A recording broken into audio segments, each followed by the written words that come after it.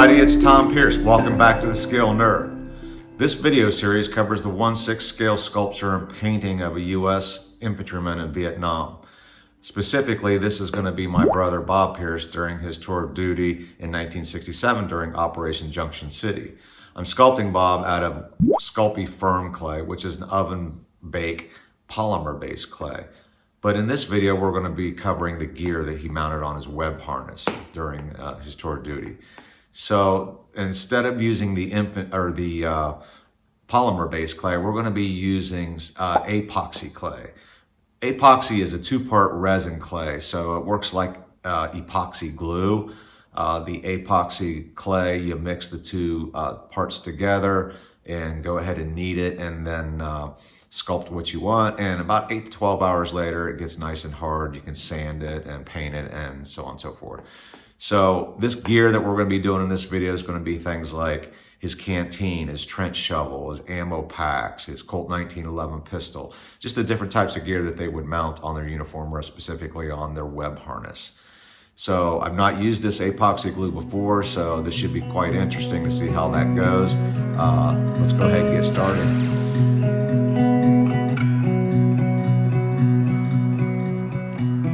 Okay, I'm starting out by sculpting the canteen. So we usually fill that with some sort of a core made out of armature, wood, or whatever, and get some aluminum foil in there to save on clay so we don't have to build this out of one solid block of clay. Then we go ahead and start using the typical sculpting tools to begin adding the general form and details to match the reference photo of the canteen.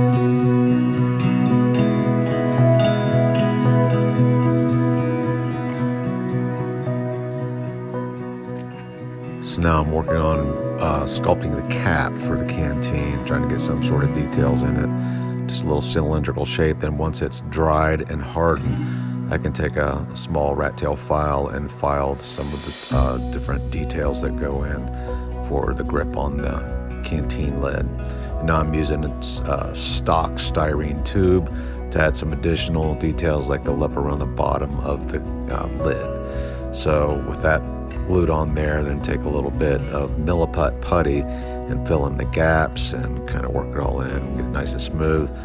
Let everything dry and harden up, and then I can go ahead and glue the cap to the canteen. So it's pretty much done now and ready to begin the painting process. Using Vallejo acrylic paints primarily. Sometimes I use what you can see here is the wet palette, which is the towelette soaked with water, and mix my paints on that. And sometimes I just use a conventional metal palette. Just kind of depends on exactly what I'm doing and how much paint I'm going to be using. So in this case, I'm using the wet palette to work on the canteen. As you can see, once I get the base colors down, I do some typical shading techniques, and then I use a lot of filtering layers with very, very thin watered down acrylics to get the different shades that you need to show the wear and the ambient reflection off of his uniform and the dirt on there, and just all the different things that make it come to life and not look like a flat cell shaded cartoon.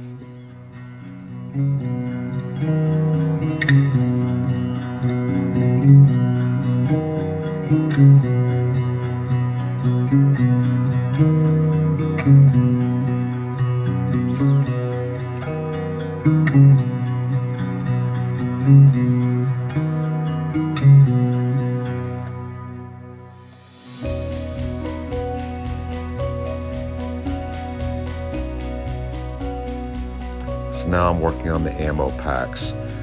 Used a little bit of balsa wood wrapped in foil to create the core. I originally didn't know for sure how many of these I was going to use because I didn't know exactly what gear I was going to be putting on the sculpture.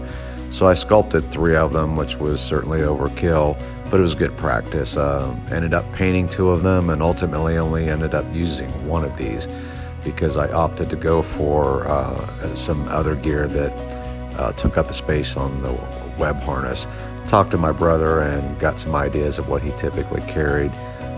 It changed a lot on different days, but we wanted to see the trench shovel and pistol and obviously the canteen and some other things. So only used 1 of these, but you get to see me working on all 3 of them here.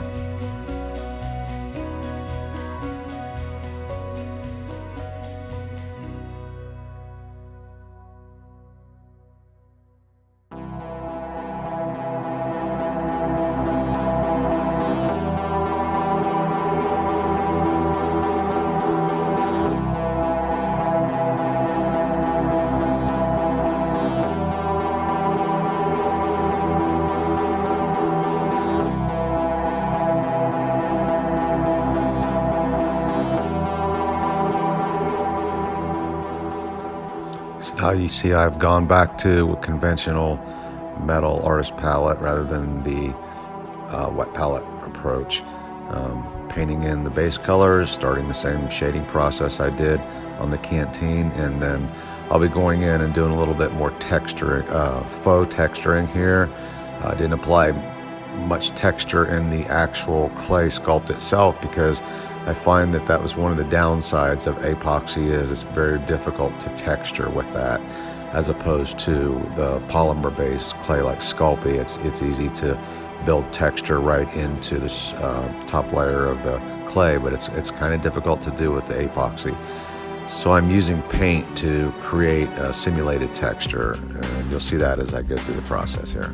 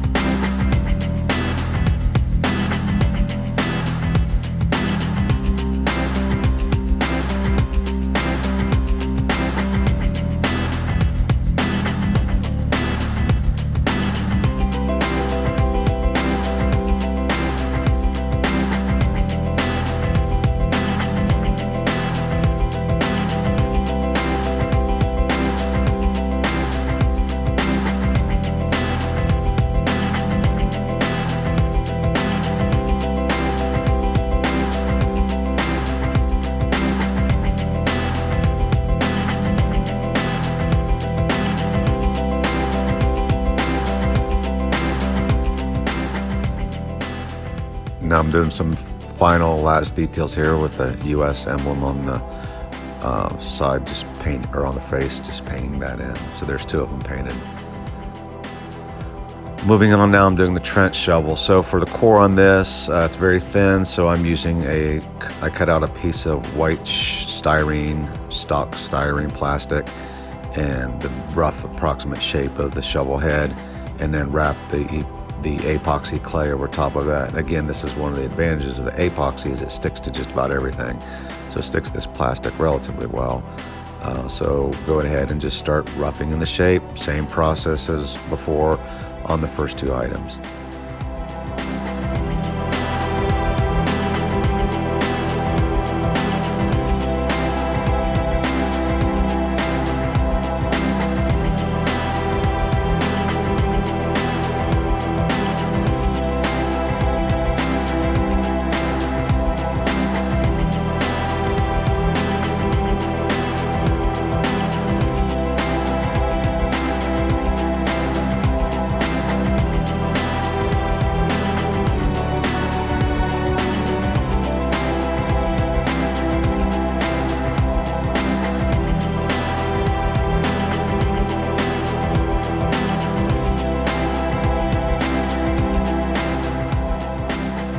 Here I'm taking a drill press with a little small dowel rod chucked up in it and using it as a little lathe to start building the handle. And now you see me using another Apoxie product. This is Apoxie Sculpt, which is not the same thing as the clay. It's a slightly different composition. Very difficult to sculpt with, but it works really well for projects like this where I just wanted to apply it to the wood and smooth it out to get the handle shape. And so now I'm making the knife. Again, this is all from stock styrene plastic with a little bit of epoxy clay put over top of it. Actually, this is milliput here, so I'm using milliput over the end to add some additional detail.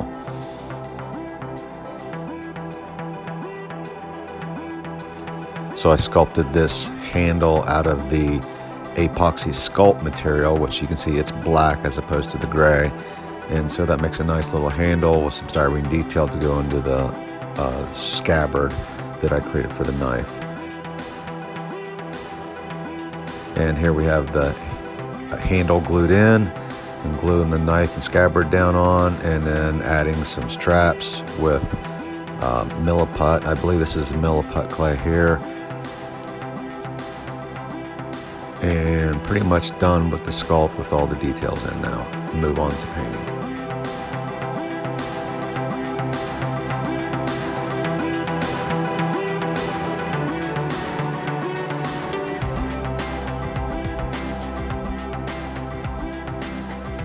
So after painting in a solid color, I did take the airbrush and do a little bit of pre-shading with some lighter colors and some more olive drab type colors, just to give it, again, not one big flat color, but to start helping me to do the aging process and creating the simulation of ambient color and different lighting effects coming around the wrap on the trench shovel. So going in and doing some detailing here, just the initial steps of the detailing around the edges and the seams, and basically it's the same process over. You see that I often use a Cosmetic sponge. These are really helpful for blending in areas, so I'm using very thin down paint so I can create feathered effects of color and shading. But using these little Cosmetic sponge brushes, it really helps to kind of feather that stuff in. They're a nice little tool to have in your box when you're doing your painting.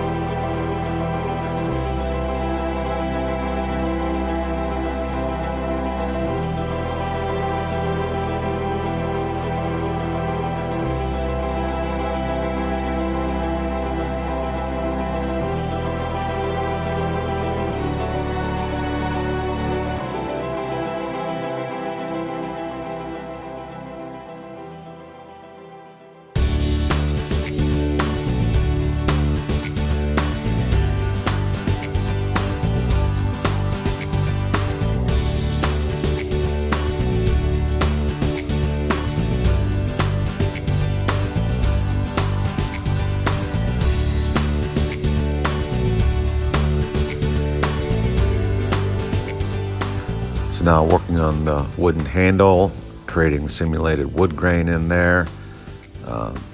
Pretty happy with this. I think it turned out really well. It was very tedious and time consuming, but it turned out really well. And again, using Cosmetic sponge to add some additional color, some filtering, and some dirt and wear. And then going in and doing the tedious work of adding the US label on there by hand. Take a little bit of clear gloss and add over the buttons and the snaps and the things like that I want to be shiny metal. And pretty much done. So now moving on to the 45 caliber Colt 1911 pistol and holster. So I've sculpted this out of the Apoxie clay, not using the Apoxie Sculpt product, just the clay. And now I'm doing the stitch detail around, which I just create very thin snake of clay and apply it on where the stitching would go, and then use the tools to punch down on it and break it up into the different stitches. And then the rest of it is pretty much the typical process.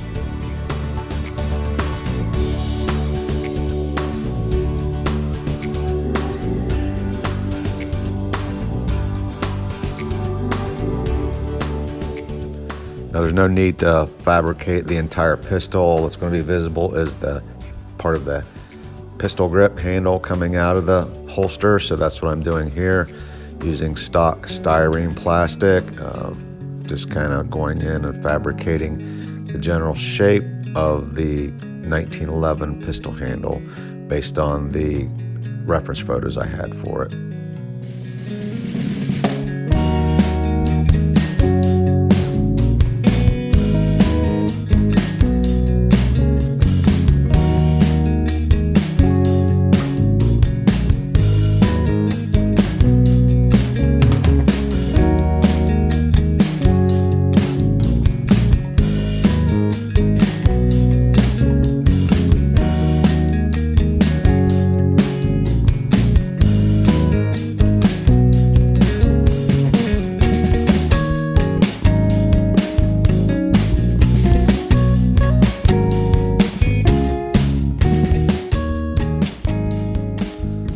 And lastly, we get started into painting this all up. So we're painting the leather holster and doing the shading and highlighting and a little bit of wear, and then as well as the handle of the 1911 pistol.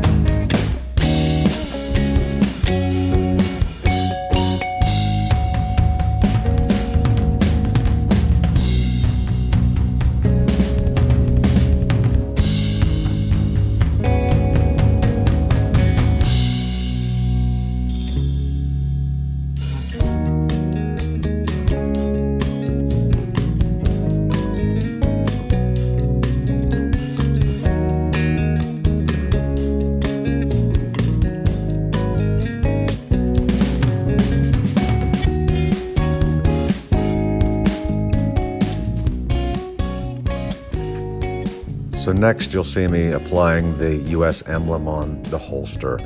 I created these on my computer and printed them out on a paper called Priners Jack. It's a water transfer inkjet product, so you can use an inkjet printer to print these out, let it dry really well, and paint a few coats of clear lacquer over top of it. And then after that dries, then it's safe to use in the water, otherwise the ink will all run off. And once I get that, I go ahead and apply the decal and cover everything up and seal it in with flat acrylic clear. And it pretty much blends the decal right into the paint job. And with that done, I go ahead and use a little bit of clear gloss to add and satin to add the appropriate levels of sheen to the metal areas, and it's a finished gun and holster. I think it turned out pretty decent. Okay, fellow scale nerds, there you go. The gear is all sculpted and painted. I think the epoxy clay worked out pretty well. I still prefer the Sculpey polymer-based clay. I don't particularly care for having to bake it, but it's not that big of a deal. So in the future, I think it's just going to depend on the project or the task at hand, whether I choose the polymer clay or the epoxy two-part resin clay. Come back and check out my other videos. Be sure to check out the first video in this series where I sculpt Bob's head and helmet out of the Sculpey firm clay. That's a good video as well. Next video will be covering the weapon that he's going to be holding in the video. So it's a M79, they call it the Thumper. It's M79 grenade launcher. So we'll be fabricating that from scratch and painting that up. So I've got a lot of other interesting projects and videos that you can check out on the Scale Nerd Facebook page or the Scale Nerd YouTube page. So I encourage you to go to those pages and check those out. Give me shares, likes, and subscribes, and I'll continue to keep pumping these projects out to you. So until next time, take care, safe and happy modeling, and carry on.